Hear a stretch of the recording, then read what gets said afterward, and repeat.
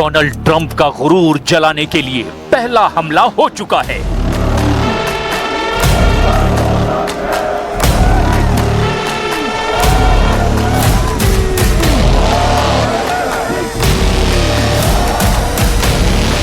Missile fire करेगा Iran और ये चिंगारी पूरे पश्चिम एशिया को राख बना देगी।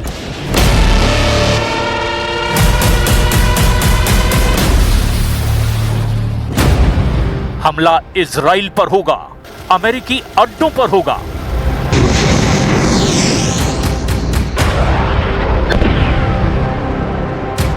जो मिसाइलें दुनिया ने तेल अवीव और हाइफा पर गिरती हुई देखी थीं, वो अब खाड़ी देशों पर तानी जा चुकी हैं। ईरान के पास 8 देशों की लिस्ट तैयार है। Qatar, UAE, Saudi Arabia, Jordan, Iraq, Oman, Kuwait, Bahrain, हर अड्डे को जलाने के लिए बेकरार है ईरान। ईरान के कमांडर अब वो करने जा रहे हैं जिसके बारे में ट्रंप और नेतन्याहू ने सोचा भी नहीं था। दुनिया का सबसे ताकतवर देश जंगी बेड़ा कितना भी बड़ा क्यों ना हो, वो घुटने जरूर टेकेगा। इसका वायदा खामनेई ईरान से कर रहे हैं।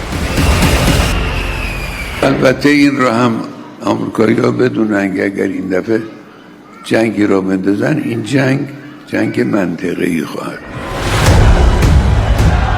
ऐलान ईरान कर रहा है, काम तमाम तुर्की करेगा। इसका मैसेज तेहरान भी दे रहा है और इस्तांबुल भी बता रहा है कि ट्रंप और नेतन्याहू दोनों का खेल खत्म होने जा रहा है। ईरान अब गाजा में हर धमाके का बदला लेगा। गाजा में अब भी लड़ रहे हमास का बदला लेगा। इजराइल जिस जमीन के नीचे अब भी सुरंग तलाश रहा है, अब ईरान बता रहा है कि इजराइल के अंडरग्राउंड होने का वक्त आ चुका है। दुनिया का फोकस ईरान पर है, फारस की खाड़ी पर है और अरब सागर पर है, लेकिन बहुत करीब सुलग रहा है एक और युद्ध। पाकिस्तान ने बलूचिस्तान में ऑपरेशन क्लीन शुरू कर दिया है।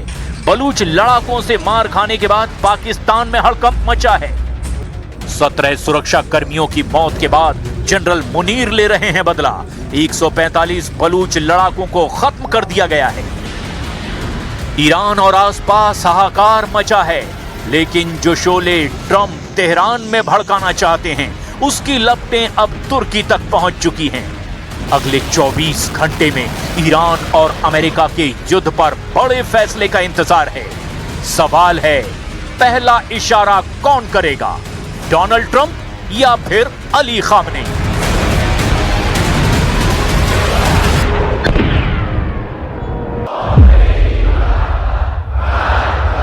راهبرد همیشگی شهید سلیمانی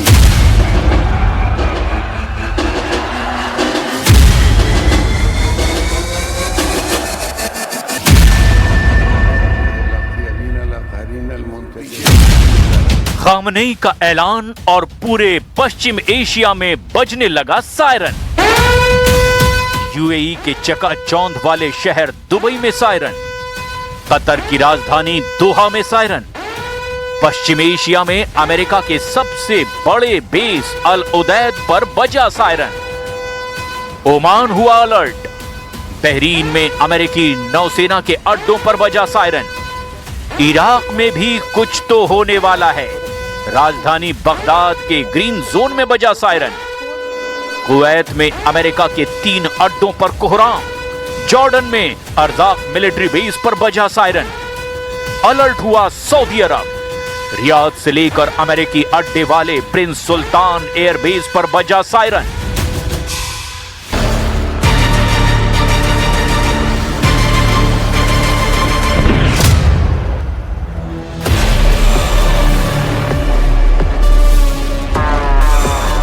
ईरान पर हमले की तैयारी कर रहे अमेरिकी बेड़े के लिए यही बुरी खबर है, क्योंकि ट्रंप जिस युद्ध को 2 मोर्चों की लड़ाई बनाना चाहते हैं, ईरान ने एक झटके में उसे मल्टी फ्रंट वॉर बना दिया है।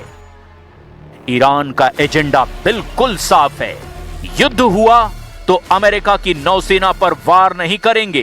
पूरे खाड़ी में अमेरिका के अड्डों पर मिसाइल हमले किए जाएंगे।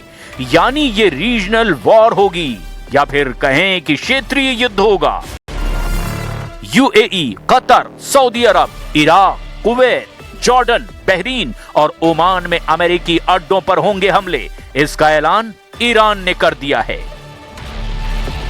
البته این رو هم آمریکایی‌ها بدونن که اگر این دفعه جنگی رو بندازن این جنگ منطقه‌ای خواهد.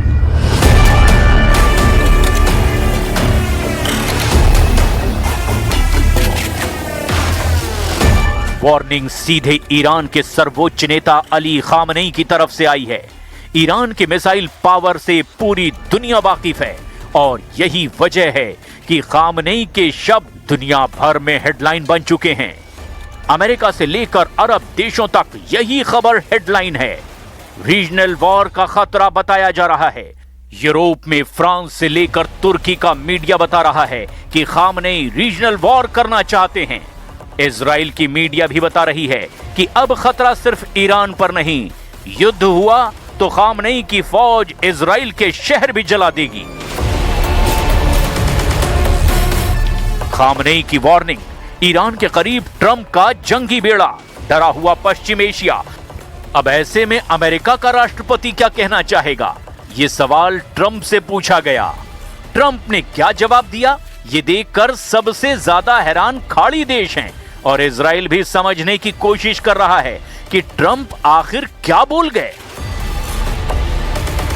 Sir, on Iran, the Supreme Leader today said that U.S. attack could spark a regional war. Giving you response to that? Why wouldn't he say that? Of course you're going to say that. But we have the biggest, most powerful ships in the world over there, very close, a couple of days, and hopefully we'll make a deal. If we don't make a deal, then we'll find out whether or not he was right.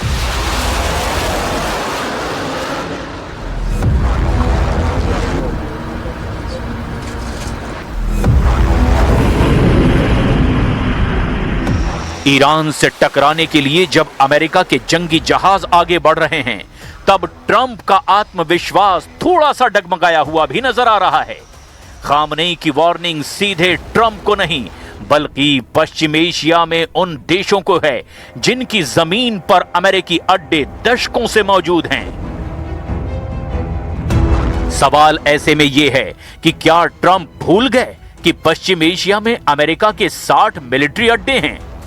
इन अड्डों पर America के 40,000 से ज्यादा सैनिक तैनात हैं। यहां America के विमान भी हैं, रडार और मिसाइल सिस्टम भी हैं। पश्चिम एशिया के आसपास नेवी के जहाज हैं और उनमें सवार 15,000 सैनिक भी हैं। دیدگاهی صحبت جنگ میکنن که ما نمیدونم با فلان جور هواپیما با چه میاییم چنین میکنیم. اینم جدید نیست.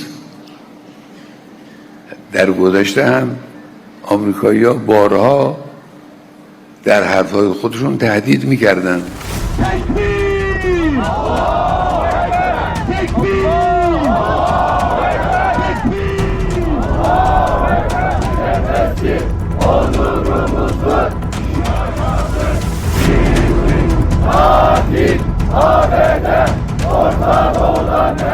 खामनेई के तेवरों ने ट्रंप के दुश्मनों का जोश हाई कर दिया है। तुर्की में ट्रंप और नेतन्याहू से नफरत करने वालों का हौसला बढ़ चुका है। इस्तांबुल में अमेरिका के वाणिज्य दूतावास के बाहर ये प्रदर्शन देखिए और समझिए कि अगर ये जंग क्षेत्रीय युद्ध में तब्दील हुई तो अमेरिका और इजराइल के खिलाफ सिर्फ ईरान मोर्चा नहीं बनेगा, बल्कि तुर्की के राष्ट्रपति रेजिब तैयब एर्दोआन कह चुके हैं कि वो ईरान पर हमला बर्दाश्त नहीं करेंगे।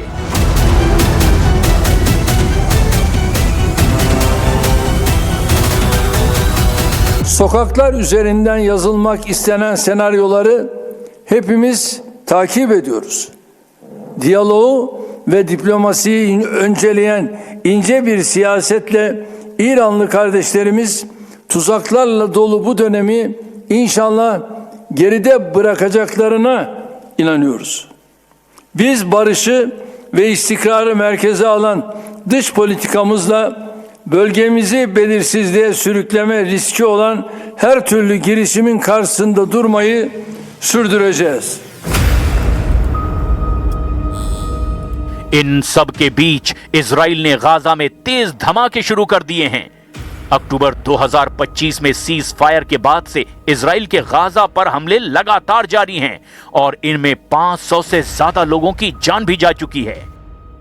एक सुरंग का वीडियो जारी करके इजराइल ने दावा किया कि हमास से उसकी लड़ाई जारी है। खान यूनिस इलाके में मिली इस सुरंग में कई हथियार बरामद किए गए, यानी हमास लगातार एक्टिव है। गाजा में ऐसी सैकड़ों सुरंगें हैं जिनके बारे में इजराइल को अब तक पता ही नहीं चला है, ना ही हमास पूरी तरह से खत्म हुआ है।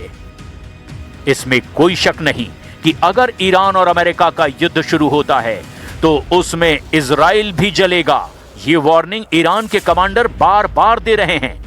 ऐसे में आसपास लेबनान और यमन भी नए फ्रंट बन जाएंगे। तब ट्रंप क्या करेंगे? खाड़ी देशों में अपनी सेना और मिलिट्री अड्डों को बचाएंगे या फिर यमन और लेबनान के खिलाफ मोर्चा खोलकर इजराइल की हिफाजत में जुट जाएंगे?